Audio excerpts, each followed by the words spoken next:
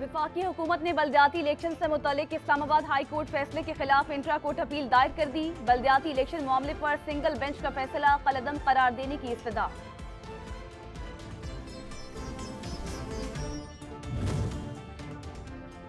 पाकिस्तान तहरीक इंसाफ ने Islamabad high court में election commission के खिलाफ तौहीन अदालत की दरखास्त दायर कर दी। PTI रहनुमा अली नवाज अवान मकामी रहनुमाओं के हमरा अदालत पहुंचे।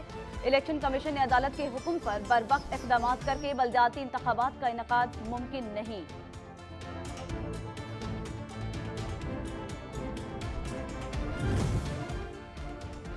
फॉरेन एजेंट को अफसोस है कि मुल्क में दिवालिया करने की कमिटमेंट पूरी नहीं हुई। इलेक्शन से फॉरेन एजेंट और तोशाखाना चोर भाग रहा है।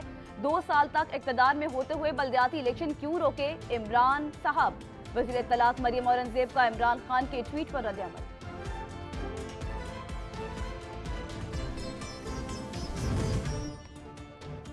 PTI रहनुमा डॉक्टर यास्मीन राशिद कहती हैं कि आप कब तक भागेंगे, आखिरकार आपको बल्दियाती इलेक्शंस कराना ही होंगे। इलेक्शन कमीशन ने पूरा साल और करना ही क्या होता है। इलेक्शन कमीशन पर तौहीन अदालत लगेगी।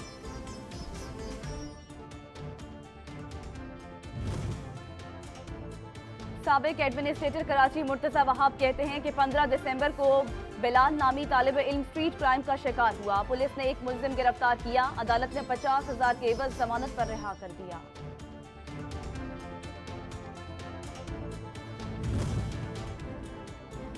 गवर्नर सिंध कामरान टेसोरी ने कराची की हालत का जिम्मेदार रियासत को करार दे दिया। कहा, कराची बुनियादी सहूलतों से महरूम है, हम बेहिस हो गए हैं, इंसानियत की कमी आ गई है।